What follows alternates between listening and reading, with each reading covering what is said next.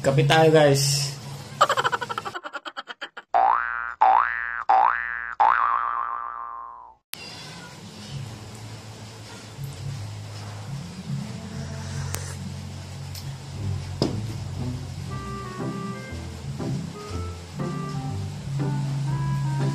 Bakit ba kailangan natin mag-intermittent fasting?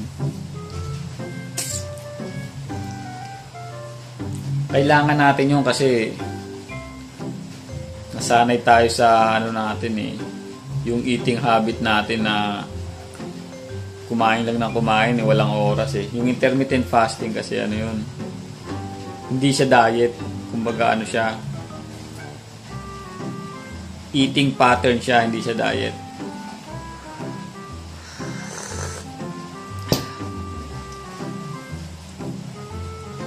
Maganda siya sa katawan kasi napagpapahinga natin yung pinapahinga natin yung internal organ natin sa katawan eh.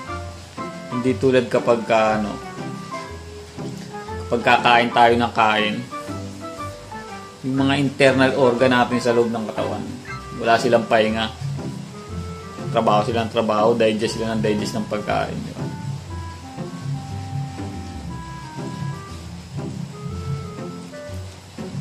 Maganda yung intermittent fasting. Kung search nyo rin, marami rin doktor na gumagawa na nun.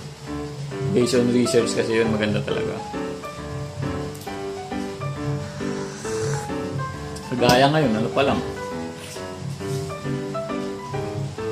Wala pa akong kain ngayon, alas dos na ng hapon. Kakape pa lang ako, pangalawang kape ko pa lang to. Black coffee, dapat walang sugar, tsaka walang creamer para mas effective.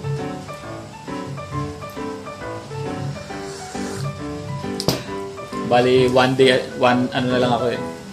meal a day. Pero nag-start ako sa 16 hours fasting, 8 hours eating window. Doon ako nag-start. Bali, una kong ginawa niyan,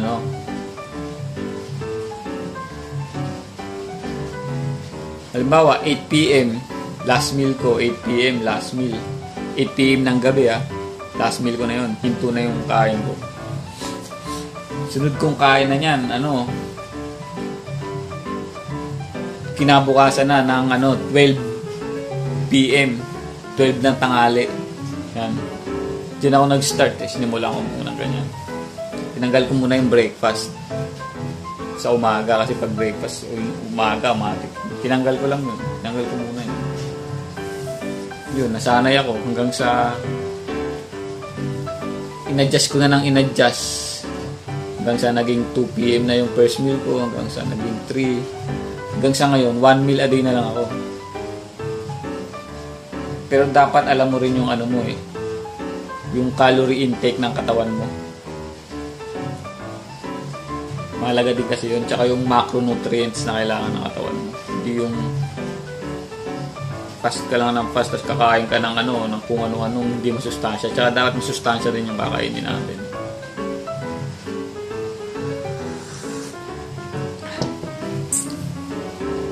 Para mas tatagal tayo sa fasting natin. Kasi pag hindi healthy kinain mo,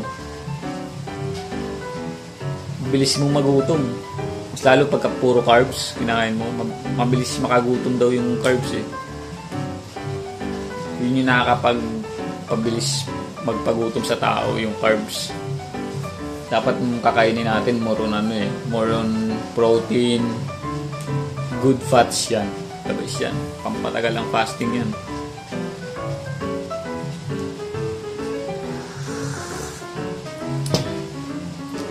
Masaya mag-fasting. Kasi isipin mo, hindi ka problema sa pagkain. Dati isip mo, laging kain ka lang ng kain. Pagising mo ng umaga, pagkain na kagad nasa isip mo eh. Hindi tulad ngayon. Gabi na lang iisipin mo, pero dapat masustansya kainin mo. More on protein tsaka fats. Panghuli mo na yung mga carbs. Okay lang mag-carbs, pero sa huli lang.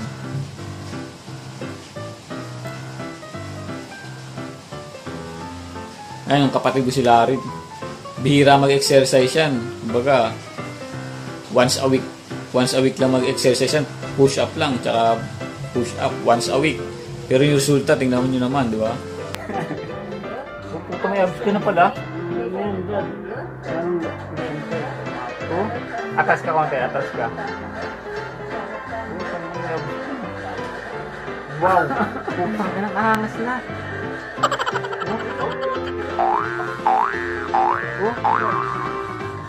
Nahangas na rin.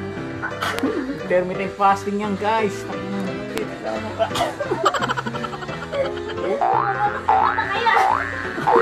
Napakalupit. Oh!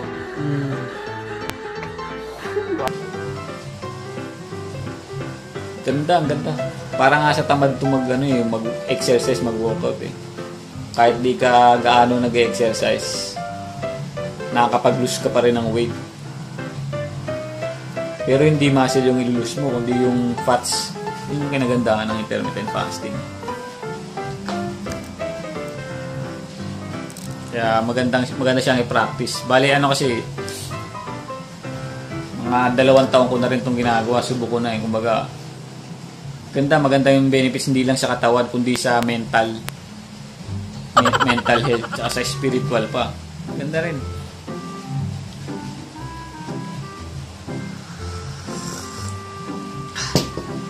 Ganda.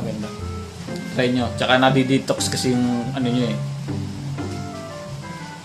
Yung iba, bumibili pa ng detox pills, mga ganon, para pampapayat. Hindi na kailangan yun. Kailangan mo lang talaga mag-fasting ka. Kasi nakadesign yung katawan natin para mag-fasting eh. Ayon sa research, based on research. Kaya pasalamat ako sa IF kasi natuklasan ko rin to eh, na-research ko. Dati taba ako eh. Ito ko dati oh.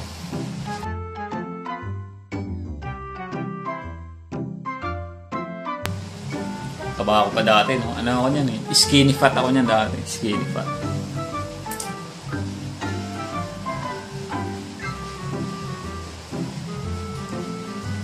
Ngayon, kape pa lang ako. 2:15. Kape-kape lang muna.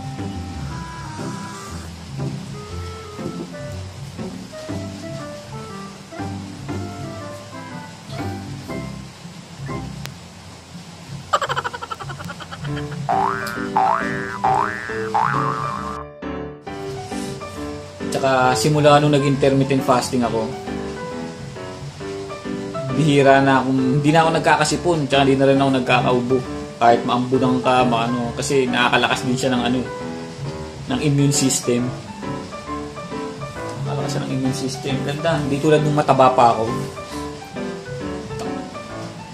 Malipasa lang ako ng 3 hours, 4 hours, sakit na ng ulo ko niyan. Bad trip na ako niyan, yung mood ko, pangit na. Hindi tulad ngayon, yung mood ko stable lang. Hindi tulad dati pag ganun eh. Kain, siyempre pag kumain ka masaya, sobrang saya mo.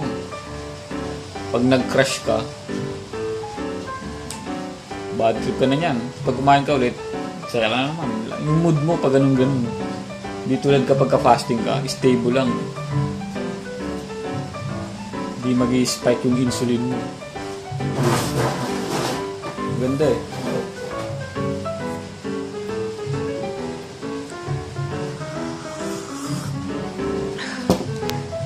Tsaka mahalaga talaga, alam mo yung yung calorie intake ng katawan mo.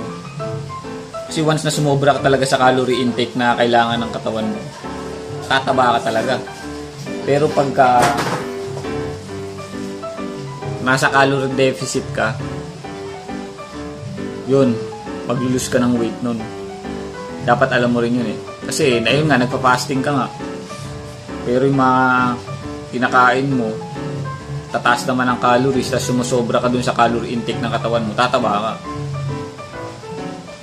Ganun lang yun, nasa calorie intake pa din.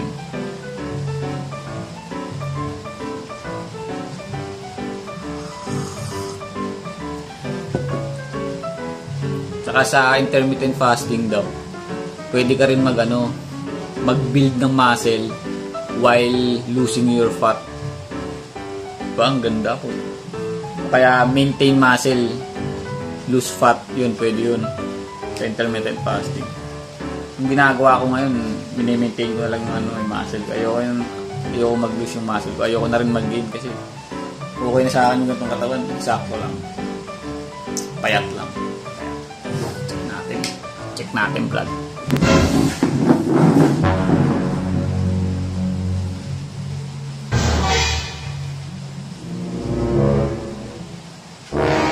Okay na sa akin yun.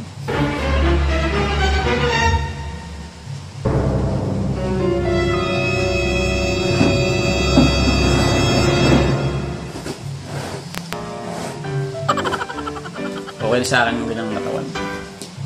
Pero mas gusto ko pa nga lumabas yung abs ko. Walang kontento Pero okay na, masaya na ako sa ganitong katawan. Napakagaan. Di tulad dati, ang bigat ng katawan. Sakitin pa ako nung mataba ako. Daming sakit makukuha pagka ubis ka rin kasi. Tulad pagka ganito. Hindi na ako sinisipon, hindi na rin ako inuubo. Napakaganda talaga ang intermittent fasting. Pinuha ko lang kayo sa pinagsasabi ko. I-research nyo rin sa YouTube. Dami nagsasuggest ng mga doktor. Si Dr. Fang. Galing yun. Search nyo Dr. Fang. Intermittent fasting. Madaming benefits pa yung intermittent fasting.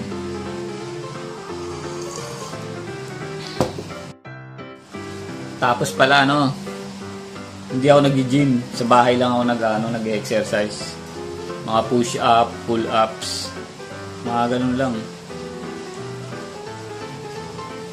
Dati nag-gym ako pero hindi ko hindi ko na-achieve yung goal ko na mawala yung tiyan ko nung nag-gym ako. Kasi hindi ko pa nga alam yung diet hindi pala diet eating pattern pala. Hindi ko pa alam tong intermittent fasting na to. Tumaba ako lalo nung nag-gym ako. Pero kung alam ko, pero maganda mag-gym. Mabilis kung gusto mo talaga mag-build ng muscle. Sabayan mo ng intermittent fasting. Sarap mo. Nag-exercise ako pag mas masarap mag-exercise kapag empty yung stomach mo. Walang laman. Yun ako nag-exercise. Minsan, 17 hours, 18 hours fasting. Yan, masarap mag-workout yan. Papawis. Kasi, nanggagaling yung energy mo talaga sa fats sa fats manggagaling hindi sa carbs. Sa carbs nanggagaling yung energy natin. Tsaka yung energy source pagka nagpa-fasting ka kasi kukunin mo na yung energy source mo sa fat, hindi na sa carbs. Dati sa carbs ako kumukuha ng energy. Kala ko dati tapos nakakuha ng lakas pagka naka-fasting ka, walang laman yung tiyan mo. Pero yung pala, nako-convert pala ng fats yun. Fats to energy. Yun yung kinagandaan. Magiging source ng energy mo galing sa fats, hindi na sa carbohydrates, sa carbs. Hindi na galing sa sugar. Kundi i-convert niya muna as fat. Tapos fat to energy. Yun ang magiging energy mo during the day. Ganda.